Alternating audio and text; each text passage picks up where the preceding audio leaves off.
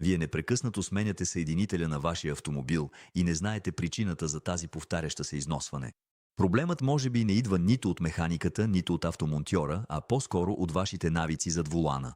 Тук ще изтъкнем 13 често срещани грешки, които допускат шофьорите на автомобили с ръчна скоростна кутия, грешки, които постепенно увреждат автомобила им, без те да го осъзнават. Ако искате да намалите разходите си и да удължите живота на автомобила си, продължете да четете до края. Първа грешка – използвате лоста за скоростите като опора за ръката си. Много шофьори си създават навика да държат ръката си върху лоста, без да осъзнават вредата, която това причинява. Този жест изглежда безобиден, дори удобен за бърза смяна на предавките, но всъщност износва вътрешните части на скоростната кутия. Този постоянен натиск се упражнява върху вилката за избор на предавки, която с времето се поврежда от контакта с подвижните елементи вътре в механизма. В дългосрочен план това може да доведе до затруднения при превключване на скоростите и дори до необичайни шумове от лоста. Производителите категорично не препоръчват този навик, именно за да се предотвратят тези неудобства и да се гарантира по-безопасно шофиране. По-добре е да държите двете ръце на волана възможно най-често. Втора грешка – да оставите автомобила със съединител, натиснат на сигнализирано спиране. Много хора, когато спрат на червен светофар, държат крака си върху педала на съединителя и включена предавка, за да потеглят по-бързо, щом светне зелено. Малко хора осъзнават, че този навик сериозно съкращава живота на съединителната система. Когато държите педала натиснат, лагерът остава в постоянен контакт с диафрагмения пружинен механизъм, което ускорява износването му. С времето това може да доведе до необичайни шумове при използване на съединителя, знак, че лагерът трябва да бъде сменен, а това е операция, която може да струва скъпо. За да избегнете това, когато сте спрели на червен светофар, превключете на неутрална скорост, отпуснете съединителя и, ако е необходимо, използвайте ръчната спирачка за по-голяма сигурност. Трета грешка – задържане на автомобила по наклон с съединителя. Много шофьори, спрели на наклон, задържат автомобила на място, като дозират съединителя, за да не се върне назад. Този метод изглежда удобен, но износва бързо диска, тъй като триенето между частите води до преждевременно износване. Правилната техника за задържане на автомобил по наклон е да използвате ръчната спирачка или да оставите системата за помощ при потегляне по наклон да действа, ако автомобилът е оборудван с такава. При липса на такава система, най-добрият метод е да държите ръчната спирачка дръпната, да включите първа скорост, да натиснете съединителя до край, а при потегляне да ускорявате плавно, като постепенно отпускате ръчната спирачка. Това предотвратява връщането назад, без да натоварва съединителя. Четвърта грешка – да държите крака си върху педала на съединителя. Ако съединителят на вашия автомобил се износва по-бързо от обикновенно, причината може да е навик, който много шофьори дори не забелязват, да държат крака си върху педала по време на шофиране. Тази на пръв поглед безобидна грешка може сериозно да намали живота на системата и да повлияе на представянето на автомобила. Защо този навик е рисков? Съединителят е един от най-важните компоненти на ръчната трансмисия. Неговата роля е да свързва и разделя двигателя от скоростната кутия, като по този начин позволява плавна и ефективна смяна на предавките. Когато педалът е натиснат, дискът се отделя от маховика, прекъсвайки предаването на мощност към колелата. Проблемът възниква, когато шофьорът държи крака си върху педала, въпреки че това не е необходимо. Дори лек натиск пречи на диска да се отдели напълно от маховика и притискателния диск. В резултат на това между тези части има постоянен контакт, който създава триене и ускорява износването на целия механизъм. Пета грешка – рязко ускоряване при ниски обороти. Изкушаващо е да натиснете силно газта, за да усетите въртящия момент на двигателя или да направите бързо изпреварване. Но тази практика може да навреди на двигателя, особено когато се извършва при твърде ниски обороти. Всъщност, двигателят работи най-добре в определен диапазон на оборотите. Рязкото ускоряване при твърде ниски обороти подлага вътрешните части на допълнително натоварване и прекомерно прегряване. Това явление, често наричано насилване на двигателя, може да причини сериозни повреди с течение на времето.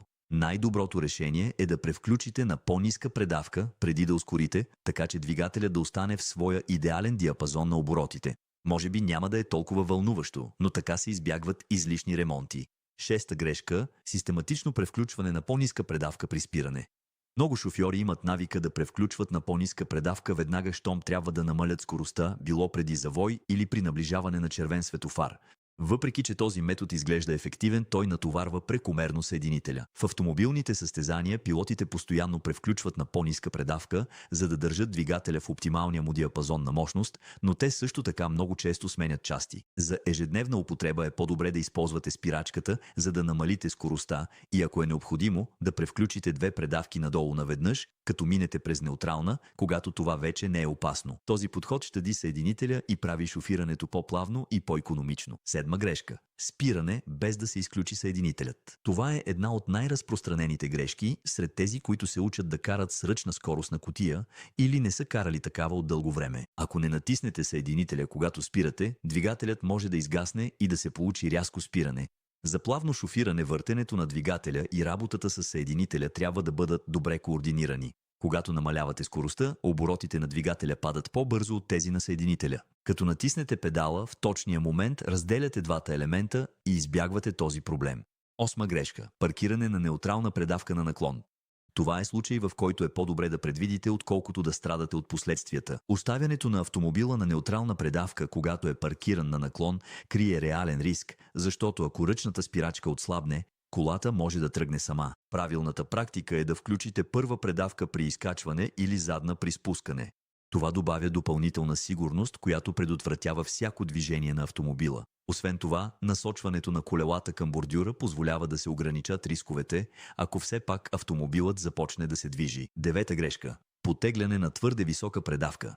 В някои ситуации потеглянето на втора или трета предавка може да изглежда изгодно, било за да се ускори по-бързо, било за да се изкачи наклон. Въпреки това този навик износва повече съединителя и дори може да изгаси автомобила, което вреди на шофирането. Колкото е възможно, първа предавка трябва да се използва за потегляне. Единственото изключение са хлъзгавите повърхности като кал или сняг, където по-висока предавка може да ти помогне да намалиш предавания въртящ момент и да подобриш сцеплението. Десета грешка. Каране на свободна скорост. На неутрална предавка. С покачването на цените на горивата много шофьори търсят трикове за икономия. Въпреки това, спускането по наклон на свободна скорост не е един от тях. Тази практика всъщност се оказва по-малко ефективна, отколкото просто да държите автомобила на по-ниска предавка. Освен това, карането на свободна скорост намалява контрола върху автомобила, което прави шофирането по-рисково, тъй като става трудно да ускорите бързо при нужда. Още една опасност се крие във факта, че се налага да насилите трансмисията да включи предавка, което може да повреди зъбните колела. Ако искате да намалите разхода на гориво по безопасен и ефективен начин, в края на текста е предложен допълнителен съвет. 11 грешка – пренебрегване на смяната на спирачната течност. Спирачната течност е ключов елемент от трансмисионната система на автомобил с ръчна скоростна кутия, но често остава пренебрегната. Тя осигурява правилното функциониране на главния цилиндър и на работния цилиндър на съединителя. С течение на времето в нея се натрупват остатъци като метални частици и износени парчета каучук, което намалява нейната ефективност. За да избегнете проблеми, спирачната течност трябва да се сменя на всеки 2 години или приблизително на всеки 30 000 км. Ако нямате необходимите умения да извършите тази операция сами, по-добре е да поверите автомобила си на професионалист. Тази превантивна поддръжка всъщност излиза много по-евтино от скъпия ремонт на съединителната система. 12 грешка – подмяна само на съединителния диск.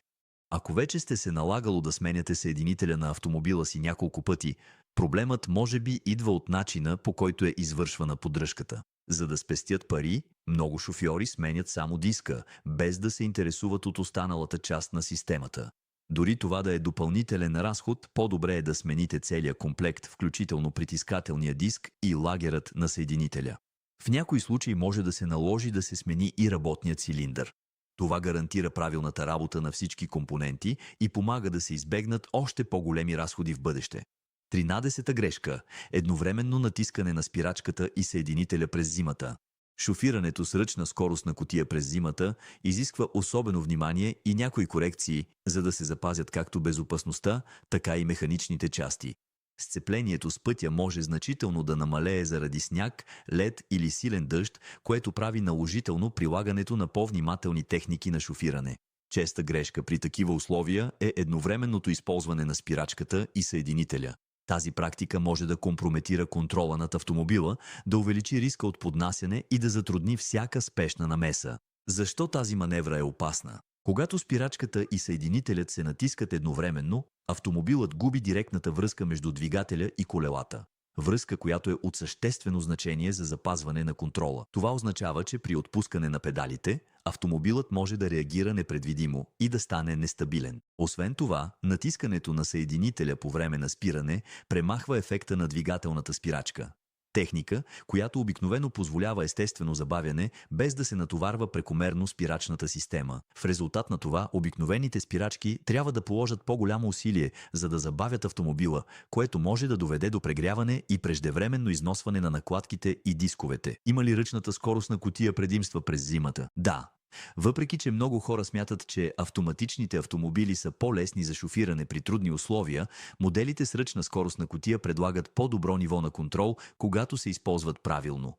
Възможността да изберете подходящата предавка за всяка ситуация позволява на водача да регулира сцеплението според нуждите. Въпреки това, за да се възползвате напълно от тези предимства, трябва да прилагате правилните техники на шофиране. Тези практики не само осигуряват по-безопасно шофиране, но и предотвратяват преждевременното износване на съединителя, спирачната система и трансмисията. Да останете спокойни и да шофирате плавно си остават най-добрите стратегии за справяне с зимата, без да компрометирате живота на автомобила. Допълнителен съвет – значението на моторната спирачка. Ефективността на моторната спирачка при автомобилите с ръчна скоростна кутия предизвиква много дебати. Трябва обаче да се уточни, че тази техника не бива да се бърка с шофирането на свободна скорост. Когато се използва моторната спирачка, автомобилът остава на скорост, но без ускорение, което позволява на самия двигател постепенно да намали скоростта. Тази техника не само е по-безопасна от карането на свободна скорост, но също така подобрява енергийната ефективност и ограничава износването на спирачките. Единствената ситуация, в която моторната спирачка може да стане вредна, е когато съединителят се натиска по време на тази маневра. В този случай вече не двигателят забавя автомобила, а съединителят, което може да ускори износването на диска и механизма. Сега, когато вече знаете тези 13 често срещани грешки, които могат да повредят съединителя и да нарушат правилното функциониране на вашия автомобил, е време да приложите тези знания на практика. Малките ежедневни навици правят цялата разлика за дълготрайността на един автомобил и помагат да се избегнат излишни разходи за поддръжка. В крайна сметка, грижата за автомобила не е само въпрос на икономия, но и на безопасност и ефективност на пътя. Много често, без дори да осъзнаваме, възприемаме навици, които с времето могат да причинят сериозни щети на автомобила. Дали става дума за държане на крака върху съединителя или за твърде рязко потегляне, тези малки грешки могат да засегнат съществени компоненти на механичната система. Добрата новина е, че с малко внимание и няколко корекции е възможно да се запази съединителят, да се подобри работата на автомобила и да се избегнат неприятни изненади, свързани с неочаквани ремонти. Запомнете, че съединителят е един от най-важните елементи на автомобила и че неговото износване може да доведе до сериозни повреди, които правят шофирането по-опасно и увеличават разходите за ремонт. Ето защо възприемането на по-внимателен стил на шофиране, избягването на прекомерно натоварване и извършването на превантивна поддръжка са незаменими мерки за всеки, който иска да поддържа автомобила си в перфектно състояние. Също така е от съществено значение да се спазва редовен график за прегледи, да се използват качествени части и да се следват препоръките на производителя. Не забравяйте, че добре поддържаният автомобил гарантира не само вашата безопасност и тази на близките ви, но също така помага да се избегнат прекомерни разходи в дългосрочен план. Продължавайте да шофирате внимателно, да се грижите за автомобила си и да се наслаждавате пълноценно на всяко пътуване.